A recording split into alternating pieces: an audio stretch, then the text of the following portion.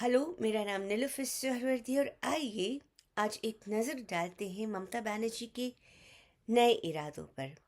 वो चाह रही हैं कि विरोधी दल उन्हें ऑपोजिशन लीडर बना दें, यानी इंडिया ब्लॉक का लीडर। उसके लीडर इस वक्त है कांग्रेस पार्टी के राहुल गांधी।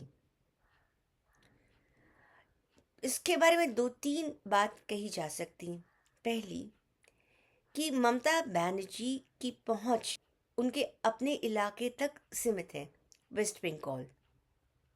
उनकी पार्टी भी वहीं तक सीमित है।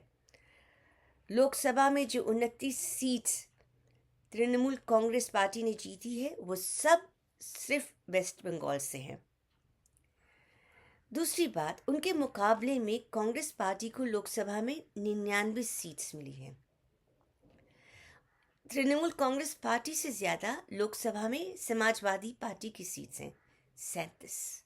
लेकिन ये सब सिर्फ उत्तर प्रदेश ही से है। इसके अलावा हाल ही में हुए असेंबली इलेक्शंस में ममता बनर्जी अपने ही इलाके में बीजेपी से हार गई। नंदीग्राम से वो एमएलए का इलेक्शन नहीं जीत पाई। हालांकि उनकी पार्टी अच्छी तरह से वेस्ट बंगाल जीती और उसी की सरकार अभी है वहाँ, लेकिन ममता बनर्जी को एमएलए बनने के लिए बाद में दोबारा इलेक्शंस के लिए खड़ा होना पड़ा। इसके अलावा अपने ही इलाके में क्या ममता बनर्जी बीजेपी की तरक्की को रोक पाई हैं? जी नहीं। यहाँ जहाँ से कभी असेंबली में बीजेपी का एक मेंबर या मुश्किल से एक ही या दो जीत पाते थे, इस वक्त वहाँ बीजेपी के 77 मेंबर्स हैं। कभी लोकसभा का एक भी मेंबर वेस्ट बंगाल से बीजेपी का नहीं होता था। आज वहाँ 12 मेंबर्स हैं वेस्ट बंगाल से। 2019 में लोकसभा में बीजेपी के वेस्ट बंगाल से 18 मेंबर्स थे। अपनी ही ज़मीन पर ममता बनर्जी बीजेपी को बढ़ने से नहीं रोक पा रही हैं। वो खुद नंदीग्राम से इससे इलेक्शन हार गई, तो क्या इसे वो पूरे देश में रोक पाएंगी? ये भी नहीं भुलाया जा सकता कि राहुल गांधी की जो यात्रा थी उसका बहुत जोर पड़ा है इंडिया ब्लॉक के आगे बढ़ने में, कांग्रेस की ज़्यादा सीट्स जीतने में लोकसभा में। यकीनन कांग्रेस हारी है हरियाणा से, महाराष्ट्र से, लेकिन जब इंडिया ब्लॉक की बाकी पार्टियां एकजुट होकर इलेक्शन नहीं लड़ेंगी तो कैसे इंडिया ब्लॉक जीतेगा? इंडिया ब्लॉक की किसी और पार्टी ने भी ज़्यादा अच्छा नहीं किया।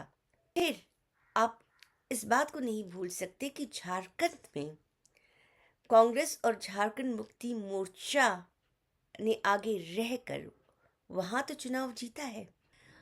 फिर जब ममता बनर्जी ने ये इरादा जाहिर किया तो इंडिया ब्लॉक के और लीडर्स भी यही ख्वाहिश जाहिर करने लगे कि वो ममता बनर्जी से ज़्यादा काबिलियत रखते हैं इंडिया ब्लॉक को आगे बढ़ाने में।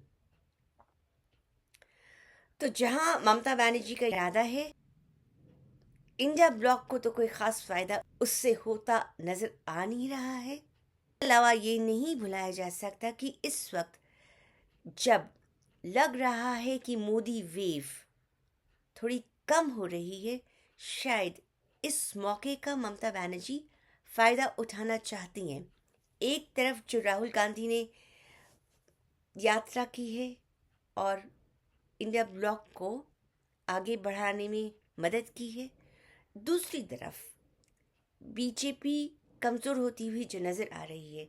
दोनों मौक़ों का ममता बनर्जी चाह रही हैं कि उनको फ़ायदा उठे। जिस तरह मौके का फ़ायदा उठाकर जब वो कांग्रेस की मेंबर थी, उन्होंने जयप्रकाश नारायण के खिलाफ प्रोटेस्ट करते हुए उनकी गाड़ी के ऊपर डांस किया, गाड़ी की बोनेट पर डांस किया। जयप्रकाश आंदोलन निकाल रहे थे इंदिरा गांधी को हटाने का, तब शायद इसी तरह से वो अभी भी मौके का, खैर डांस करके तो नहीं, लेकिन एक नए तरीके से उठाना चाह रही हैं। इंडिया ब्लॉक में 1 दर्जन से ज़्यादा पार्टियां हैं। इनमें से 1/3 या 1/4 ने भी ममता बनर्जी के हक में ऐसी कोई बात नहीं कही है। खैर, देखते हैं आगे आगे होता है क्या। आप भी सोचिए, गौर कीजिए, इस वीडियो को लाइक भी कीजिए, सब्सक्राइब भी कीजिए। फिर मिलेंगे। Thank you.